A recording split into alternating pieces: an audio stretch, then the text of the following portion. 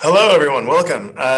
Thank you so much for joining our webinar tonight. My name is Douglas, and I'm one of your co-hosts here from the Study in Sweden team, and I'm joined by my colleague here. Hello, I'm Adam, also from the Study in Sweden team.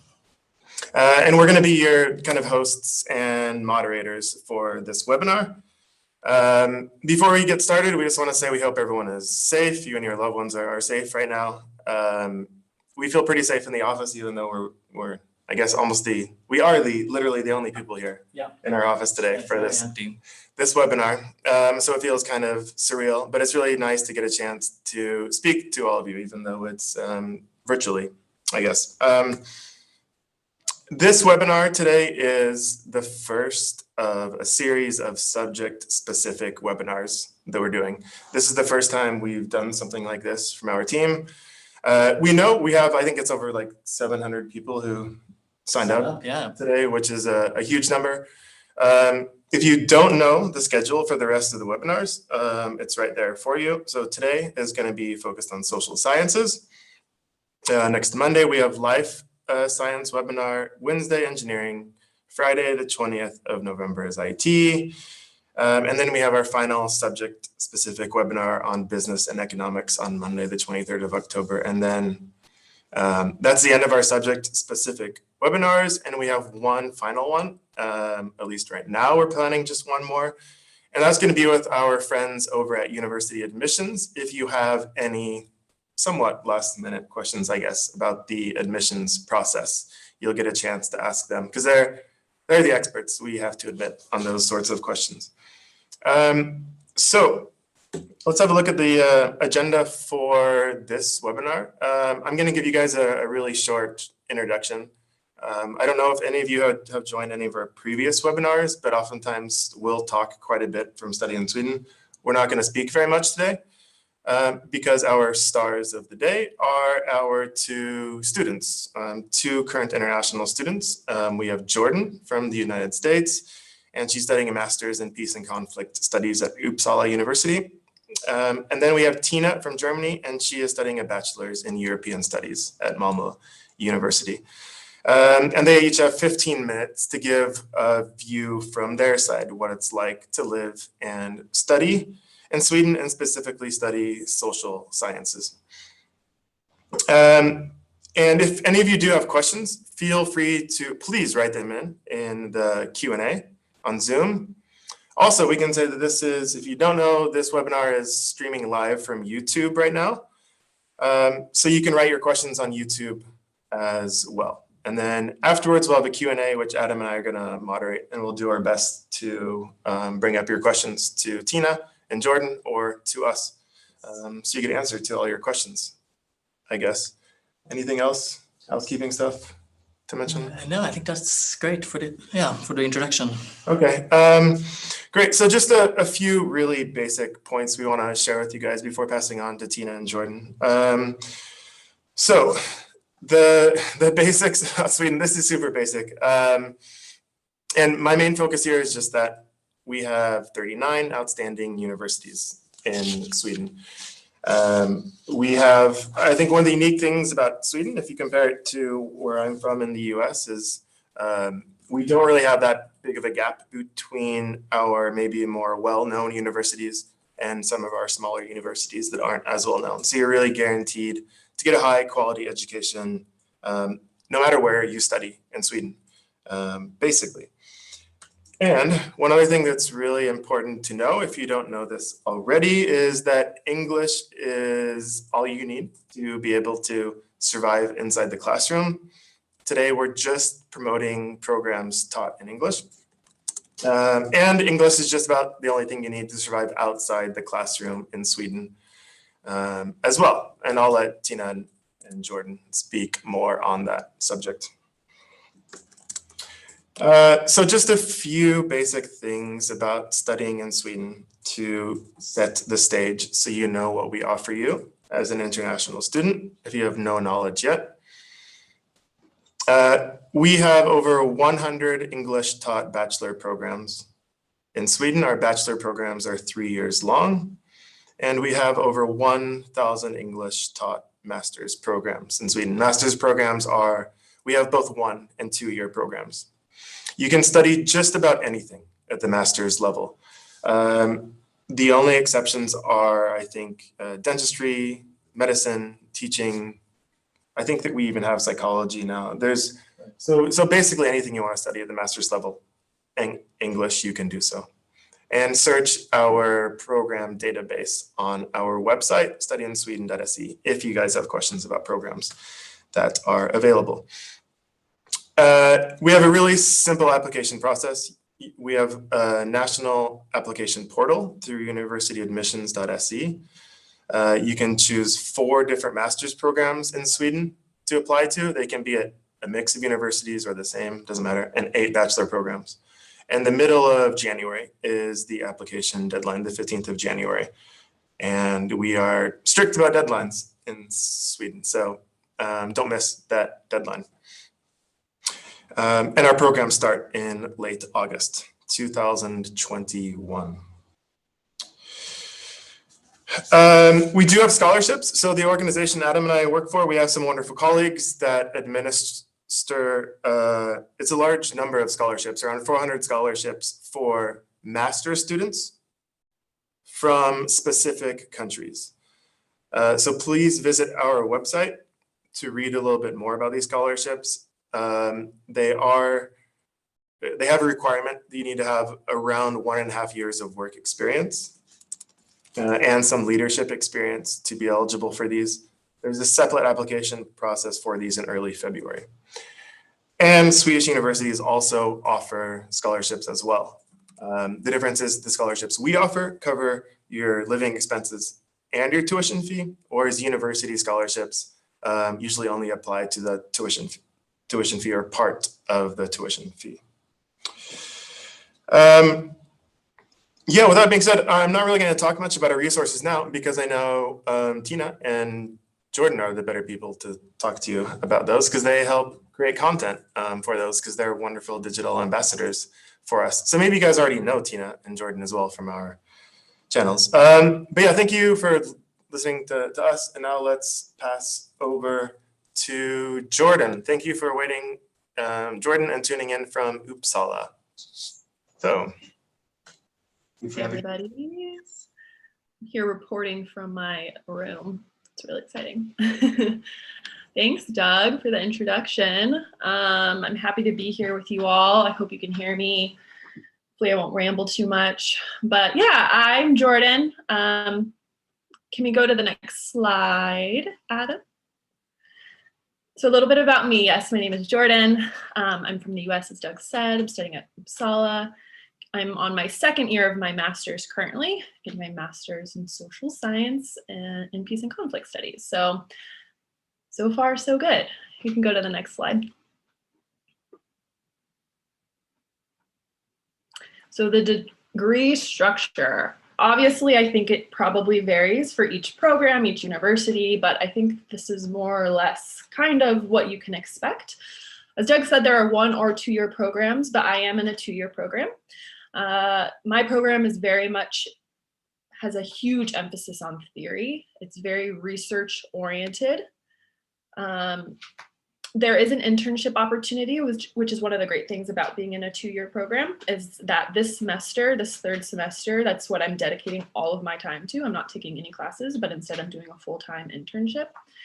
And then my last semester will be a thesis. So that is what I'm gearing up for right now, currently in the process of trying to figure out what my research question is going to be. And so for this program, and because Uppsala, this is specific, but I think this is general to Sweden as well, is so focused on creating really great programs that are based in research and based in science and developing great methods. These programs are really great for students who are looking to pursue a PhD or continue into research. However, I should say it is absolutely not necessary, as I am a student who's not planning on going into either of those.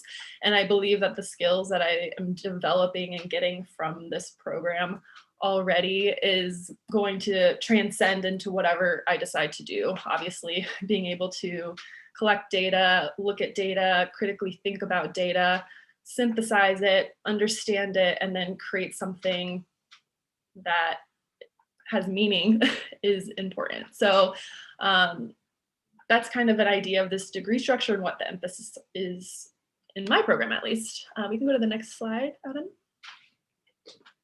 The classroom experience. Here you can see a photo of me, and I'm a Rotary Peace Fellow, so I'm here on fellowship, and this is a group of the cohort of my Rotary Peace Fellows. Unfortunately, this was pre-COVID, so we were able to be in a room like sardines. But yeah, I have been able to develop some really, really great friendships through my cohort, not just within my fellowship, but within my entire cohort, which is about 45 people is in my class. What you can kind of expect from a Swedish classroom experience in higher ed is it's informal. That's something that really shocked me coming from the US, was how I could call my professors by their first name, and they really emphasize this kind of lack of hierarchical type of relationships, even though of course there's respect there. There isn't this emphasis on needing to be called doctor or professor. The classroom is very collaborative. It's been, because in Sweden, there's such an emphasis on learning. It's less about competition. It's less about your GPA. It's more about, are you learning the material? I think because you don't feel that same, like, ooh, I'm competing against my peers, there's more willingness to work with each other and help each other succeed, which I think is really, really cool. Another thing that was interesting coming from the States was the varying weekly schedules. So in the US, you know, each week, every week looked the same for my schedule. Here in Sweden, every week looks different. It just kind of depends on what you're doing that week. So it can be a few lectures. You can have a lecture every day. You may only have 2 lectures one week. You could have class all day. You may have class half the day. So it's important to make sure you have that uploaded in your schedule because it can get confusing quickly. So lectures obviously are just sitting in a classroom, listening to a professor speak.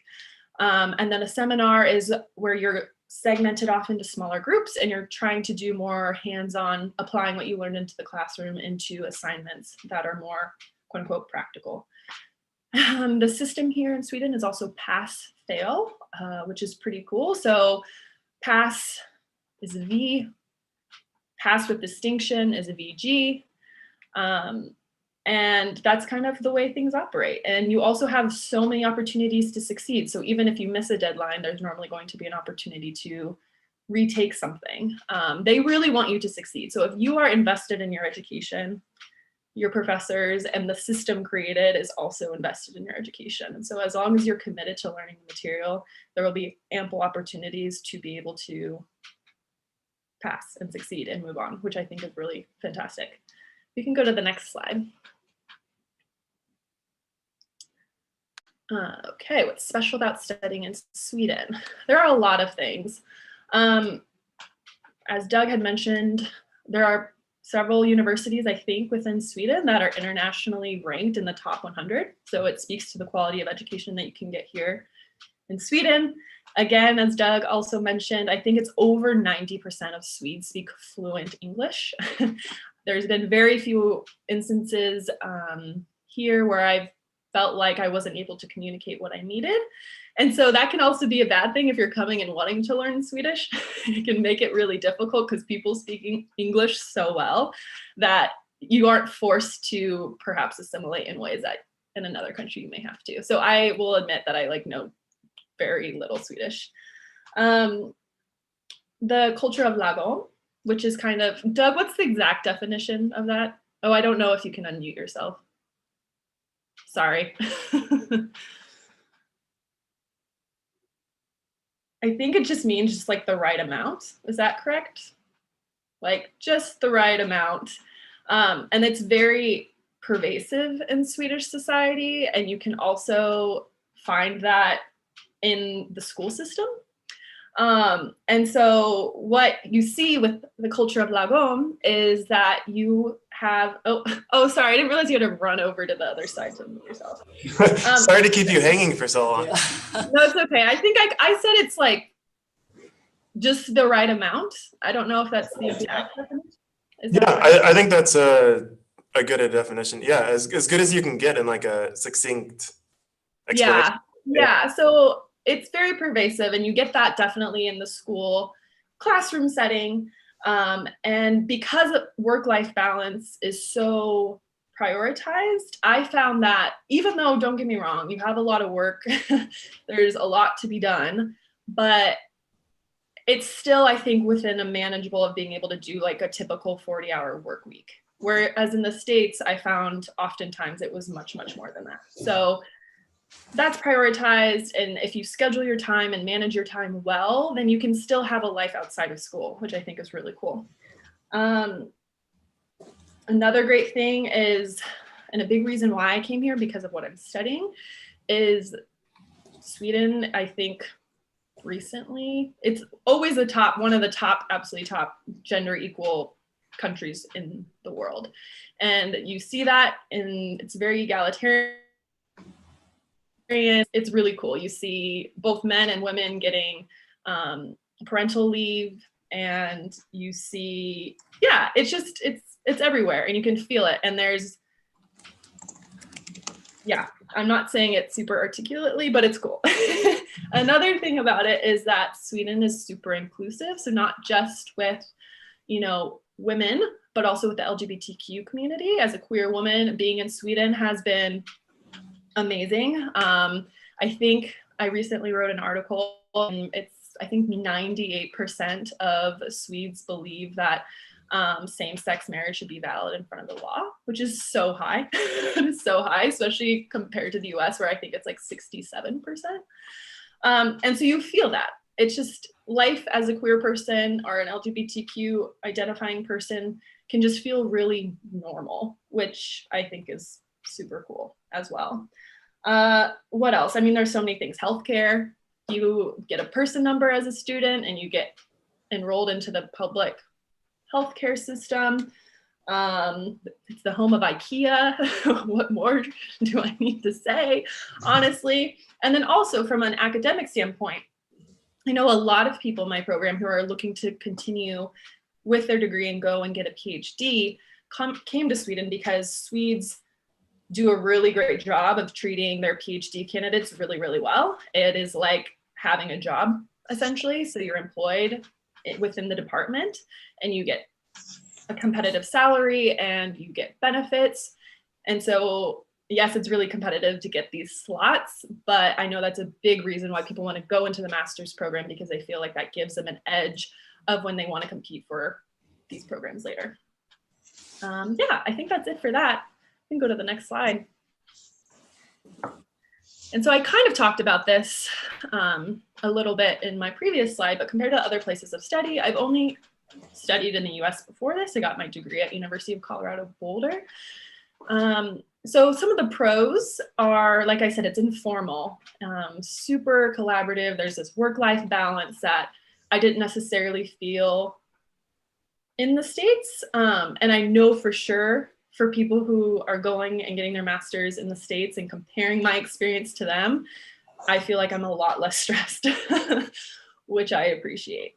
But that doesn't mean that you're getting a less quality degree because you're not as stressed. And I think I've really had to rework my framing around that, because coming from the US and coming from a program where you're kind of constantly conditioned to think that if you're not working really hard and you're not really stressed out, and if you're not miserable to some extent, then you must not be getting a good degree or a good education. And I don't think that's actually true. And I've seen that here. An international cohort, which is really, really cool because of the English, having so many programs done in English, it attracts people all over. Granted, most of the people from my cohort are from other European countries, but as an American, I found that to be super cool. And then within my fellowship, we got people from all over the world, which is also super awesome. And then again, I didn't get a methods heavy background coming into this, not to say that doesn't exist in the States, of course it does, but that is a huge focus in the social sciences here, and having a rigorous and very,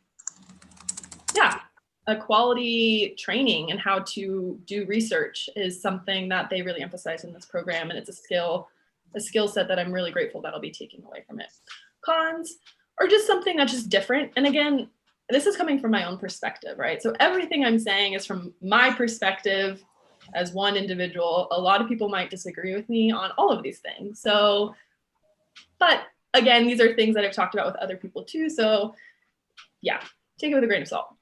But cons, I found that the teaching style can be a little less dynamic than it was in the States.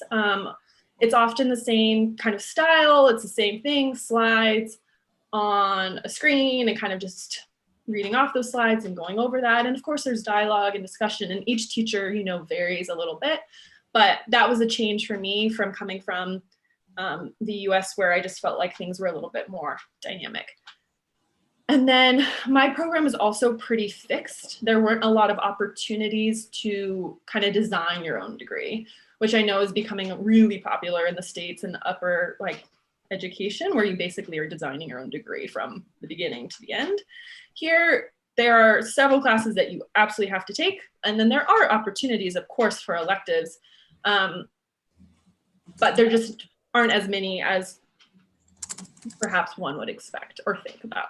And some people might like that, honestly. Some people don't want the choice. So that was something too that I was like, oh man, I wish I had a little bit more opportunity to kind of pick and choose things, but it's been great. I'm here, I'm still loving it. We can go to the next slide.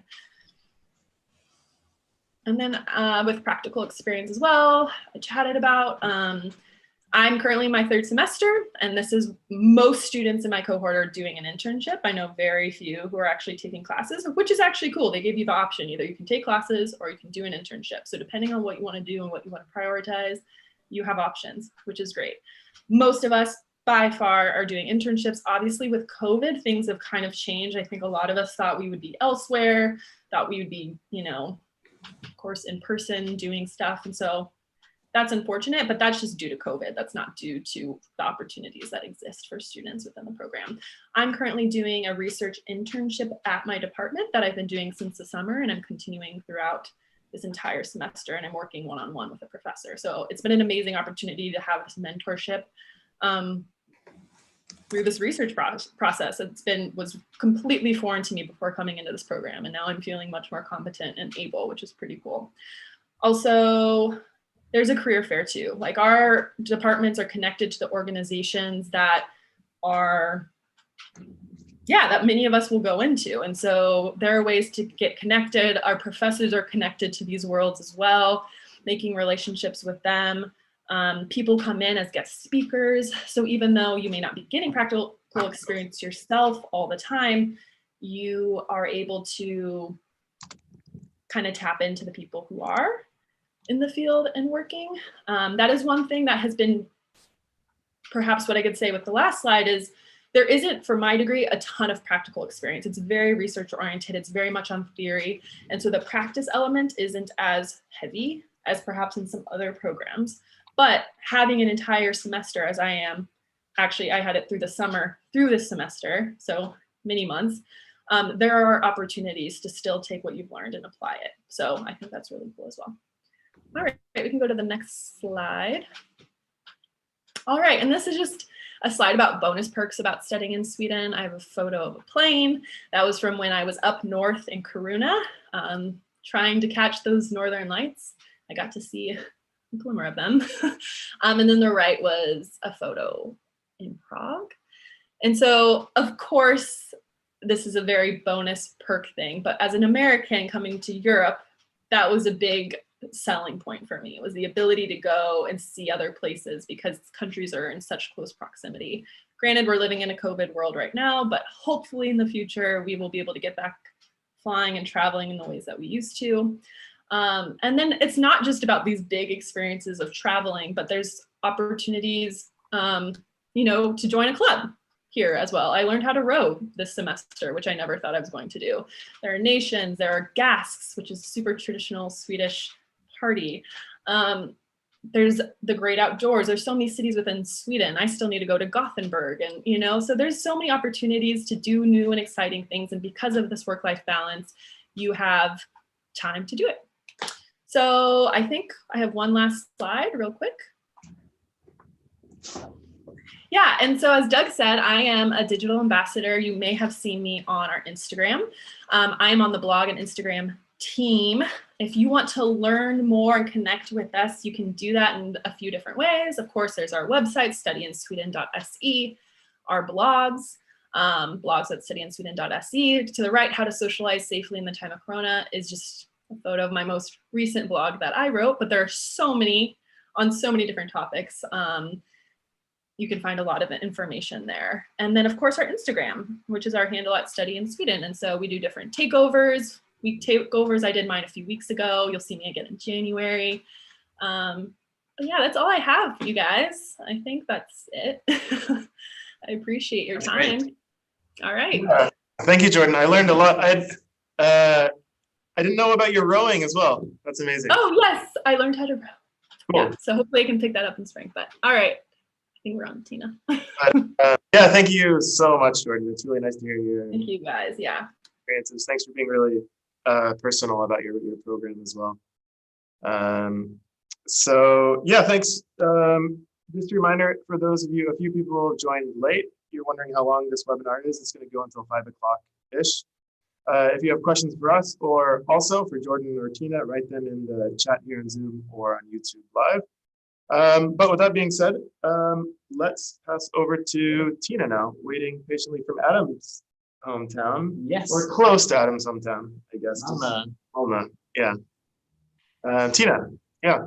Yeah, hey everyone. I also have a PowerPoint presentation prepared. Oh, sorry, Tina. Just Sorry. there we go.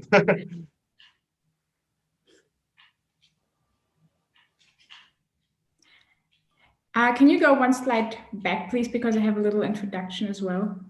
Oh, yep. Sorry, I think Yeah, for don't some worry. reason maybe we don't have it. Okay. Anyways, Yeah, okay, then I'm just going to introduce myself like this. yeah, sorry. I'm Tina. I'm studying a bachelor degree at the Malmö University, and I'm studying European Studies. European Studies basically is learning everything about Europe from like an economical point of view, socially, political, and we just bring everything together that's related to Europe. And it kind of dips into the aspect of international relations as well.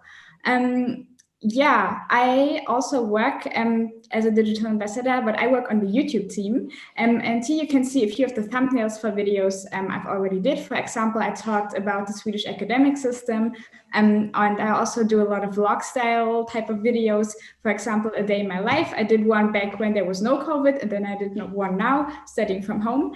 And yeah, you can go check that out on YouTube. I would really appreciate it. And if you leave a comment, I will reply to it. Next slide, please. Yeah, so the classroom experience of my degree. I'm doing a bachelor's degree, which is a little bit different from the master's. The bachelor is 3 years and you can extend it as well, but I'm planning on doing just 3 years. There are different courses, and what surprised me the very most about coming to Sweden and the Swedish academic system, which is something I did not know before because I don't know, I just didn't take the time to look into it. And you don't have like all of the classes at the same time, at least we don't have a schedule where we take one course and we take the next course, but you have one course and you finish it and then you take the next course. I think it's a really great way of learning because then the knowledge gets way better in your head. And you also have different examinations throughout the course. For example, we just finished one course, which was on European political cultures. And we had 4 or 5 different examinations. And now that we're done with it, we're moving on to the next. The Swedish classroom, as we already mentioned, has a very low hierarchy and it's very equal. Our class, at least, is pretty small. We are only like about 20 or 30 students. And it's also very interdisciplinary, which means that my program has a lot of different aspects that go into it. We have a lot of different academic ideas that go into studying European studies. Also, our class is very active, so we have a lot of seminars and tutorials. We do a lot of group work. It's not just lectures and sitting there and listening to a professor go on for 3 hours, but we get to engage with the other students and we have the time to prepare presentations and ask questions and actually get involved in our program. There's a lot of reading, and it's a lot of reading that's quite self-taught. So if you come to Sweden and to study here, it's kind of what you make out of it, how much time you put into it. So it's a lot of your own responsibility. You can go to the next slide. Thank you. So studying my particular degree, European Studies in Sweden, and what I noticed is that it's a very international classroom. And I have only studied one semester at one German university, so I don't have too much of a comparison. But the German universities in general are not as international, whereas in my classroom there are people from all over the world. There are so many different nationalities and religions and everything in our classrooms.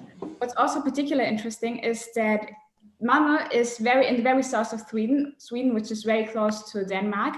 So there's a very tight connection between Malmö and Copenhagen throughout the Öresund Bridge, which you might have seen.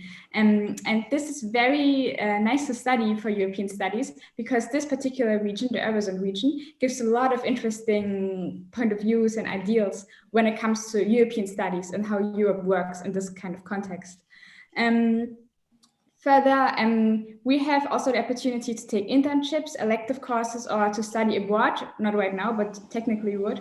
In the first semester, we could take one of those, and I will probably take one elective course. Yeah, compared to German classroom, as I said, there is more responsibility in your studies, like you have to put in more of your own effort, and you actually have to manage your own time more. And it's way more interactive. Like I said, seminars, tutorials, group works, a lot more of that.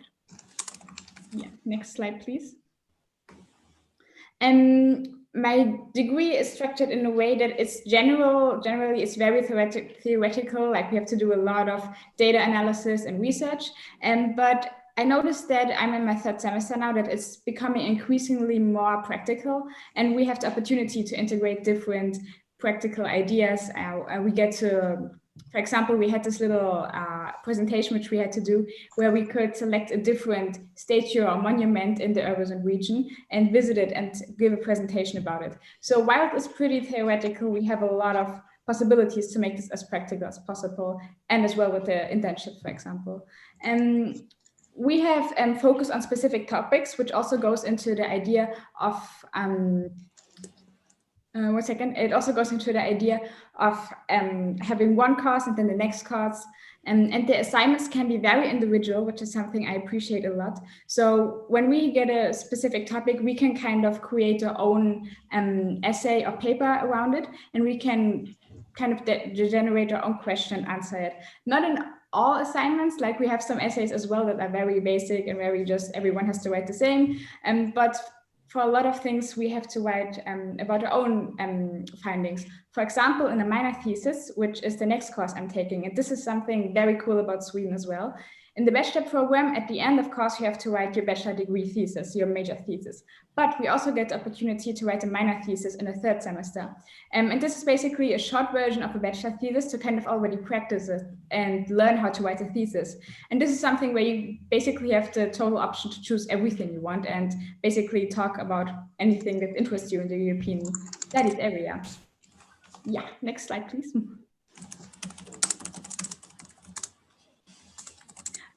For university opportunities,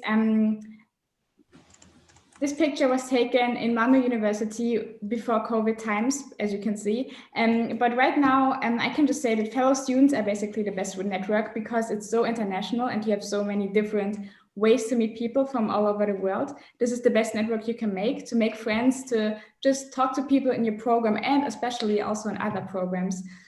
But the university itself also offers a lot of different programs and ways to meet people. For example, there are associations, which a lot of universities have. And Malmö University, for example, has a Foreign Affairs Association, a chess play association, a feminist association. So all the different interests you might have, you can go and join an association. And the university also offers a lot of support when it comes to, for example, people who want to found a startup, or who want to gain more practical knowledge about writing in English. And also, of course, technically you would have the possibility of doing an internship or studying abroad, which is right now a little bit difficult. But there's a lot of support, and we're doing online Zoom meetings with our fellow classmates, not to talk about lectures, but to just hang out a little bit over Zoom, which is also a nice opportunity we have to connect further. Yeah, the next slide, please.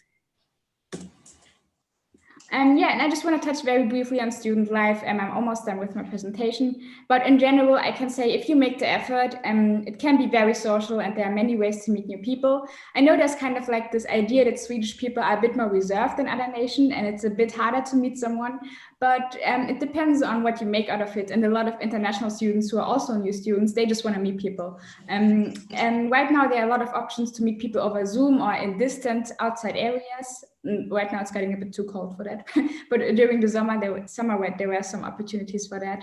And generally you also have a lot of bars that are open, clubs, and you have ways to enjoy fika with your fellow students, and do sports. Also a very amazing way if you are interested in playing soccer or basketball or whatever. You can join a sports team and meet people there.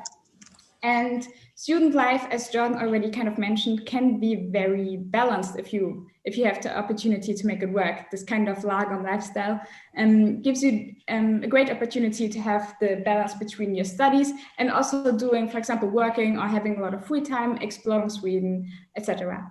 And student life, I would say, is very accessible and inclusive as far as it goes. For example, I have some people in my class who already have children or who are married or have all different kinds of backgrounds, and they get a lot of support from our professors to make it work as best as possible within their means. Yeah, I think that's already it for my presentation. Thank you so much for listening. I'm Tina, reporting live from almost Malmö. Yeah, thanks so much. Thanks, Tina. Thank you, Tina. And you're our first bachelor student ever at one of these webinars. So that's really cool. Oh, and thank you. That's so cool. And thank you for not being thrown off by the lack of intro slide for you as well. So thank you for being here. Thanks a lot. Right, we have a lot of questions from you guys in the audience. Do you want to share something else as well? I think I'll probably just keep it at our links to our social media and to our website right now. We'll probably show our website later on. I guess once we get some questions or once we've got through questions. Jordan, thank you for joining. I think you can probably both turn on your mics now because we have, we'll just go through the questions, I guess, because we have a lot of them. Thank you for asking all these questions, everyone. Thanks so much for paying attention. Do you wanna start? Yeah, cool. Should I start with we have tons of questions on YouTube and on Zoom, and you can keep asking questions. We'll try to answer as many as possible. I'll start with one specifically for Jordan. So this was, I think, in YouTube. What was your bachelor degree, Jordan? Before you came to Sweden, what have you studied? I got my bachelor's in international affairs. And then I got a minor in Spanish too. Great, thank you. Cool. Tina, a question for you, and this is from a student who is not from Germany but knows fluent German, and they're wondering if knowing German will help you at all. Yeah, I definitely think it will. I think if you know German and if you know English, I don't want to say it's easy to learn Swedish, but you have like a good base to start off. I know I can kind of figure out my way around the grocery store just by knowing German and English. So if you know German, it's a good way to start. I'm always jealous of how quickly Germans learn Swedish. It makes me feel a great shame. We're so close. It is close. I actually have another question specifically for a EU student. So I might just take that quickly as well. As a European student, can I apply in the second round in March, the second application round, admission round? Tina? I think you can, but it's advised to go in the first admission round. Right.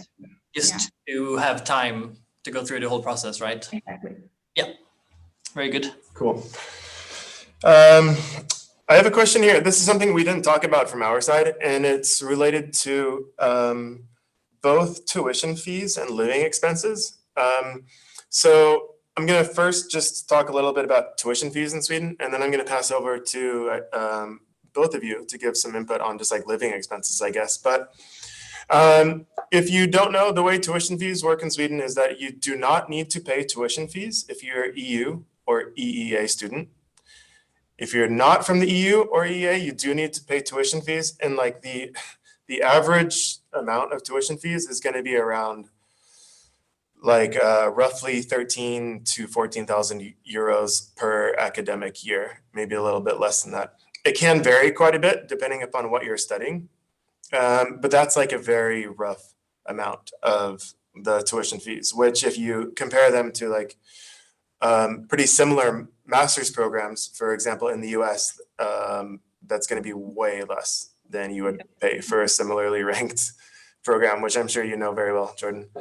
Yeah, but as far as living expenses goes, maybe Jordan, you can start off just sharing your thoughts, I guess, on is Sweden expensive? What is it like here? Yeah, I know it's hard because everyone comes from different backgrounds, and so it's all relative. But from my perspective, it's similar to where I'm from, but there are certain things that are certainly more expensive, like housing, super expensive. If you want to get quality housing too, like you can have cheaper housing, but it ranges, especially I live in student housing. So there's a huge range as to what you can get. And then food and going out to eat and drink is very expensive here. So even going to the grocery store, I feel like sometimes I'm like, I might as well just go out and eat. Like, it doesn't feel like it's that much cheaper. So it's definitely more expensive. That surprised me a little bit. But there's ways to budget and manage compared to American. And like what Doug said, when I think about how much money everything cost in total compared to what I would be spending in the States if I was getting my master's degree, it's much more affordable. As far as like living, or just so when you said it's more expensive than where you're from in the US, I guess. So it's more expensive, like when I think of total of like tuition and living. So yes, it might be a little bit more expensive from day-to-day living, but if I'm thinking about tuition and how much I'd be paying and all that stuff on top of living in the States, it's much more affordable. Yeah. And then expenses here can also vary. I guess just like in all countries, like the US, like what city you're in. It can vary a lot in the US, and also in Sweden that can vary a little bit as well. Like Stockholm is going to be more expensive than other places. But that was a good summary, I think. Tina, what's your thoughts on living expenses compared to Germany? Compared to Germany, I would say it's a bit more expensive in total. And when it comes to housing, I notice it especially when buying produce or buying stuff at the supermarket. For some reason, like I just buy one like cucumber and it's so expensive. But there are other ways to budget and to manage it. And I don't live in student housing. I live in an apartment a little bit outside of Malmö. And maybe that's one tip for people who don't mind commuting or right now doing online lectures. You save public transportation fees. If you move a little bit outside of the city, because then living is cheaper. But yeah, I think in general, Sweden is a bit more expensive than Germany, but it's not insane. Like it's manageable. Do both of you do more cooking in Sweden than you used to back in your home countries? I definitely have to more now. Yeah, I do. I cook more because going out, it's even like cheaper food is still like not that cheap. Yeah. So, yeah. Yes, like many people bring a lunch to university and warm it up in microwaves there and stuff. Cool. Thanks, guys. Great. Let's see. I have a question for Jordan from an American student, I think. Great. I think you answered some of this, but let's just see. You can choose what you want to answer here. As an American student, why did you choose to pursue peace and conflict studies in Sweden versus the US? As someone who just finished his undergrad in the US, is it not prudent to immediately pursue a graduate program in Sweden, given how different Swedish versus American graduate schools operate?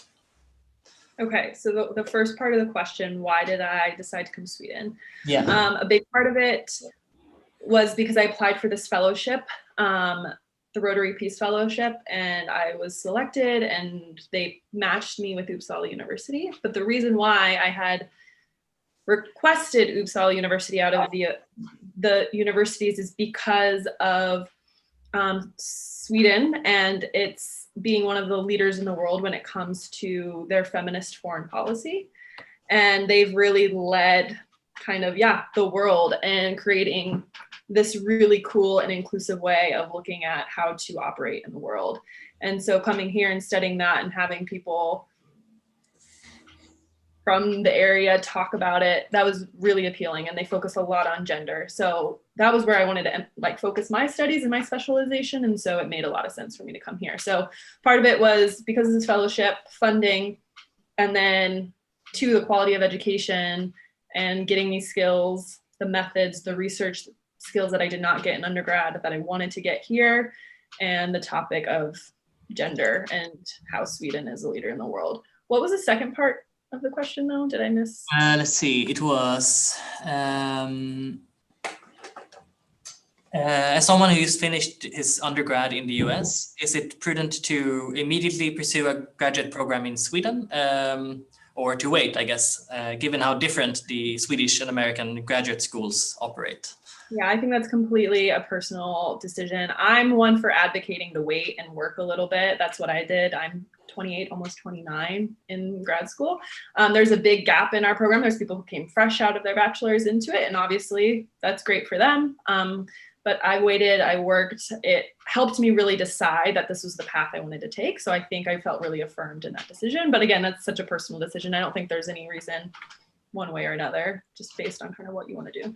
And I guess as a Swedish student, I think at least many Swedish students tend to wait and maybe work, or maybe try studying something else, and then they go on to do their master's degree. So I don't think the age, I think the ages can vary quite a lot in class. Yeah, for sure. Yep. I'm just going to show something on our website right now because we've got a lot of questions related to like, can I study I don't know, psychology or different subjects in Sweden. And I just want to give you guys a real brief introduction to our website, studyinsweden.se. So if you click on programs, you can find our program database here. It's really easy to use, and it has every program in English that's available in Sweden. And then you can filter based on if you're interested in a bachelor's or a master's, and then just type in the keywords there, and you'll get a list of the programs available. So we're not going to go through and answer all the individual questions, I guess, but you can search for yourself there and find a list of programs. Great point. Yeah. Cool. We had some questions about working in Sweden, working while you're studying, and also like job prospects for after you graduate. I guess that those are two very different questions, but starting with working during your degree, and I can just say it is possible to work. I mean, you can, there's no limit on how many hours you can work part-time as a student. That said, it might not always work out. I mean, finding a job can be quite hard, and then managing to work and study at the same time. I mean, Jordan and Tina, do you have any experience, or have you heard of your classmates who are trying to work while studying? Tina, do you want me to start that? Yeah, sure. Or do you? Okay. Yeah, I think it's a mix of what Adam said. One, even though like the majority of Swedes speak English, I think most jobs do want people to be able to speak Swedish. So that can be part of a difficult thing, trying to find jobs. However, I do think within programs and departments in universities, you can find jobs and part-time opportunities where you don't have to speak Swedish. I know some people in a previous cohort were able to do that. But then again, too, our programs are full-time programs. And so they, you can normally expect 35 to 40 hours of work each week. So then trying to manage that with another job, it's possible. People absolutely do it, but, it kind of depends on you and your own ability to manage time. I think what I can add to that is, well, it's maybe difficult for English-speaking students to find jobs that are just normally in Sweden. Often universities offer jobs that are English-speaking. For example, working in the library or, I don't know, something like that. There are ways to work as an international student. Like we work for a study in Sweden, which I would say is a pretty nice job to have because you can do a lot of it from home, or basically all of it. But there are always ways to find a way to work and earn some more money, but it's perhaps a little bit more difficult due to the language barrier. Yeah. Great. And I don't know if you want to say something about work prospects after you graduate, if you want to stay in Sweden. Of course, you haven't graduated yet, so this might not be something you have experienced? Well, I will say that a lot of people in my program, international students, are trying to stay here, and they're trying to find ways. Biggest advice I've gotten is to learn Swedish. So a lot of students are working on that in different ways. And one cool thing that you should know is that you have the ability to take classes and learn Swedish for free as an international student. So that's an opportunity that you can take advantage of. It's like a normal class, you get grades, you don't have to pay for it though. So that's something to absolutely consider. And I would encourage you to take advantage of that if that's something you're considering. And yeah, there's absolutely, I mean, within my field, there's certainly opportunities and prospects. There's a ton of organizations that are in the field of peace and conflict, even in Uppsala and Stockholm. And then of course, yeah, so it's certainly possible. Are you studying Swedish? No. Tina, are you studying Swedish? Well, I used to. Okay. You're German, so you already mastered it after. Exactly, she already knows it.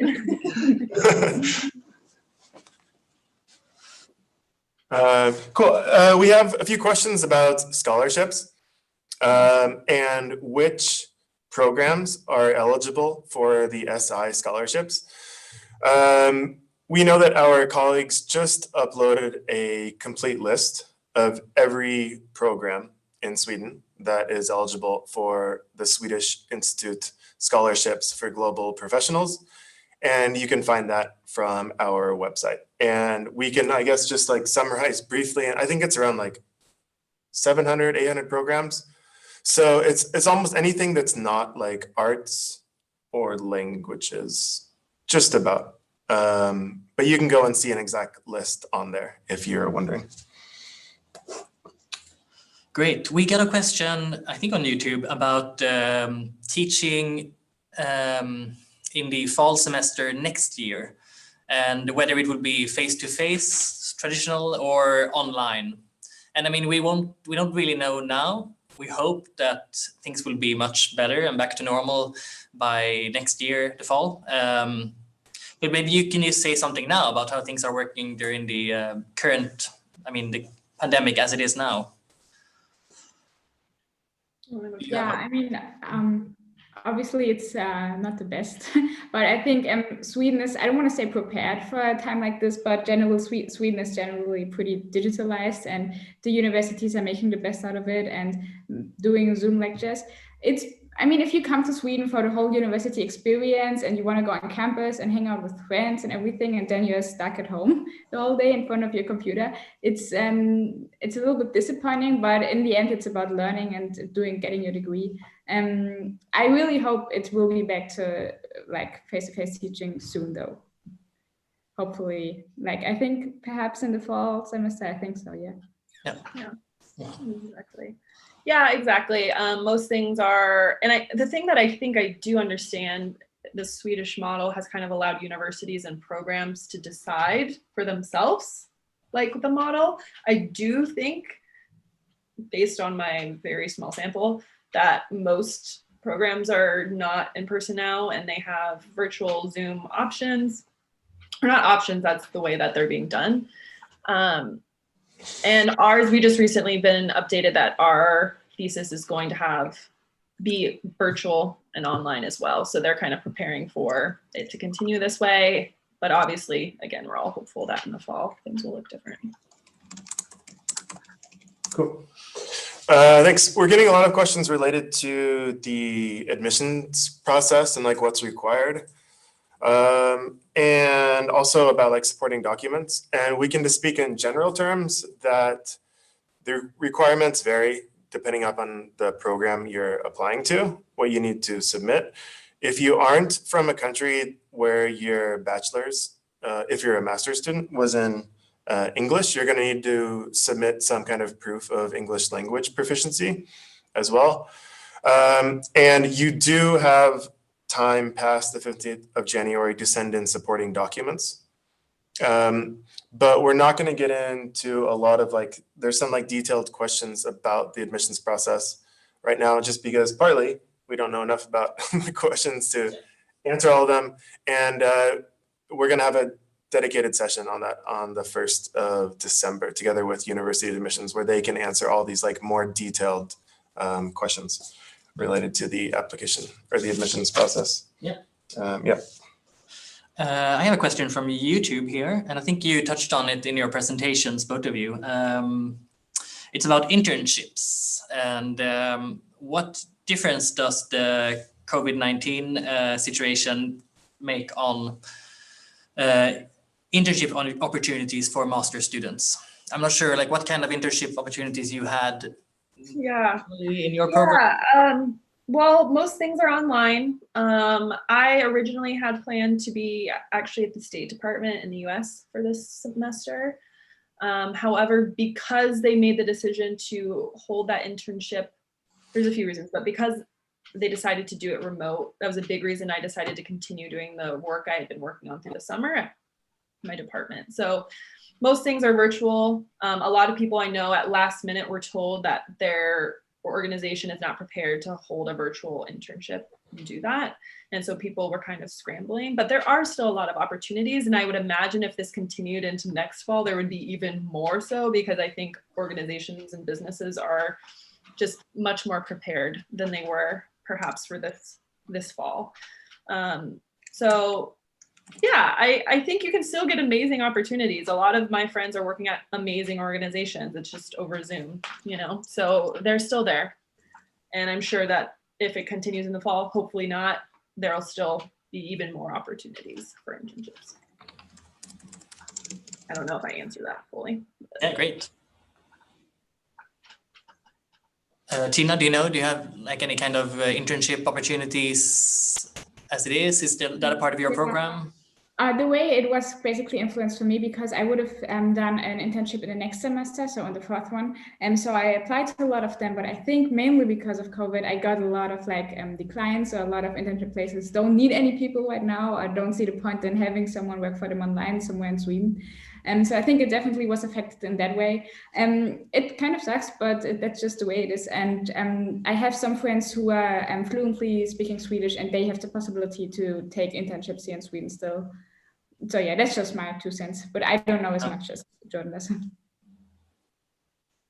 Okay, cool. Tina, we have a very specific question for you, and that is, where in Germany are you from? I'm from Dresden, which is the eastern part of Germany. And a follow-up question to that, are you doing some kind of like international exchange or international program that brought you to Sweden, I guess, for your bachelor's? No, it's not an exchange. I come here as a full international student doing the whole 3 years. And I looked into a lot of different countries because I was specifically interested in studying either international relations or European studies. I also applied to like Canada and Italy, but in the end it was Sweden, because as an EU student it's free.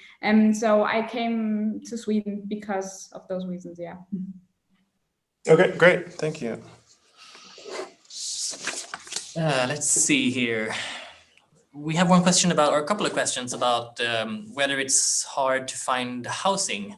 And this is something where I know it differs a lot from university to university, city to city. But maybe you can just talk about your experience, what it was like to find housing. Yeah, I know we have different experiences, Tina, because you're an EU student and I'm non-EU. As a non-EU international student, considered fee-paying student, I'm guaranteed student housing, which is really, really lucky. Because I know for my friends who are either Swedish or within the EU, it's been a really difficult time. Like they have a really hard time finding housing, and oftentimes are moving like every semester because of that. With COVID, things have changed a little bit because not as many people are here in Sweden. So the students who are here have had more secured housing, which is, I guess, one silver lining of this. But I know normally in the first year I was here, I often heard people struggling. I don't know if you agree with that, Tina. Yeah, I think it's easy to find housing if you have a lot of money, but a lot of people don't. So I think the first thing when I got admitted to Malmö University, I immediately went onto like so many different websites about housing in Sweden and just applied to a lot of different, like I moved now, but back then I lived in a shared apartment with 2 other people. And what I can say is that the university usually provides for people who are not provided student housing, they have different websites that you can, like, they kind of promote those websites, and students have like top priority to get housing. I applied to a lot of those. Like, if you want to move to Sweden, be prepared to send out like 50 applications. But I was lucky and I got a room quite easily. So it's just a lot of work. In the end, you can find housing, but like in most big cities, it's generally difficult. Yeah. Yeah, thanks. That's a really good answer from both of you. And I mean, there are some universities that like guarantee accommodation for all degree students, especially some of like universities that aren't in like the most populated cities in Sweden. So it just totally depends on the university you're studying at, how they kind of deal with that and how tricky it is. But luckily you found something, Tina. Yeah. And you're living a little bit outside Malmö. Yeah, exactly. I'm even living a little bit above Lund. Like, this is Malmö, this is Lund, and I live in Eslöv, which is not really a city. Okay. Have you heard of Eslöv? Of course. Okay. Of course. It's a real city. It's confirmed. Wow, many questions. We're getting a few people wondering what's the best university to study international relations or lots of other subjects. And I'm not going to give that question to Jordan and Tina because you're probably biased. But in general, it really depends on what you are looking for. We can't say what the best university is. The ranking lists also can't really say, I think, what the best university is to study at, because so much of what goes into the decision is going to be personal, based on everything from like the size of the city to, I mean, details about the specific program and what you're looking for, and the size of the university and where it is located in Sweden and what you like to do in your free time and stuff. So I think the best thing to do is just obviously do research into the programs. Ask our digital ambassadors on different channels on Instagram, because we have a number of, is it 7 ambassadors right now running our Instagram account, or 6? 7. No, it's 7. 7. Yeah. Thanks. And they can provide you with a bunch of different perspectives from a personal point of view about the different universities and university cities and things, and then kind of just trying to just piece together, I think, what makes sense. So sorry for being like diplomatic in that answer, but I think it's also the truth, to be honest. Do you have anything you want to add, I guess, to that from your perspective, Tina or Jordan? Okay. No. One last question? Yeah, sure. Yeah. And so I'll do one last question, and I'm sorry if I misunderstand the question, but I'll give it a try. So what do you expect, or what did you expect to contribute to your program when you were applying to it? Like, what do you, or maybe now, like, what is expected of you in your participation in the program you are doing? Is it a lot of group work? Do you have to do a lot of homeworks at home? Yeah, what is sort of your input in the program? Maybe you can talk a bit about that. Yeah, I don't know if my professor asked the question, or but I think in general, I think as I already mentioned in my presentation, you do have a lot of input into your program. Of course, there are guidelines, but for example, if you do like a presentation, if you do a specific essay, you can really choose a topic that you specifically want to focus on and really work on that. For example, some people are really interested in policy making, and they really will dedicate most of their assignments to working and researching on the specific topic. And I think in general, the professors are also very encouraging of providing those opportunities of learning and understanding a specific area within your program as good as possible. Also, I think like if you write your bachelor thesis or master thesis, that's also a big contribution to your program in general, because it contributes to the whole field of research. Yeah. Yeah, I agree with that. As far as like expectations of you and like kind of what you're going to be doing, for me, it's the seminars is really where the assignments come from. And that's where you get to work in smaller groups and you're working in a team in a collaborative type of setting. And those assignments can completely vary. The lectures are more just to have information, background that can then lead into your seminars. So Yeah, and then of course, only in our methods courses did we actually have exams. Everything else has been paper writing. And I think it will be, obviously, my next class is my thesis, so that will also be true. Cool. Great. Well, I think that's so. We need to wrap up. So we just want to thank, first off, Jordan and Tina. Thanks a ton for spending your Friday evening with us. Everyone listening, we really appreciate you guys sharing information about your life here, and hopefully it was useful for all of you tuning in. Apologies if we didn't get around to answering everyone's question, but I think we did our best to hit most of the main themes. Yeah. And if people still have questions, maybe we can ask them to go to our Facebook page. We start answering questions on the Facebook page. Absolutely, and we can. You're certainly welcome to write to us on Facebook if you have questions. We'll do our best as well to moderate some of these questions afterwards that we get on different channels. We also want to remind you guys that you can find us on our not only our website but our social media as well. You can read blogs from Jordan and from our other digital ambassadors at blogs.studyinsweden.se.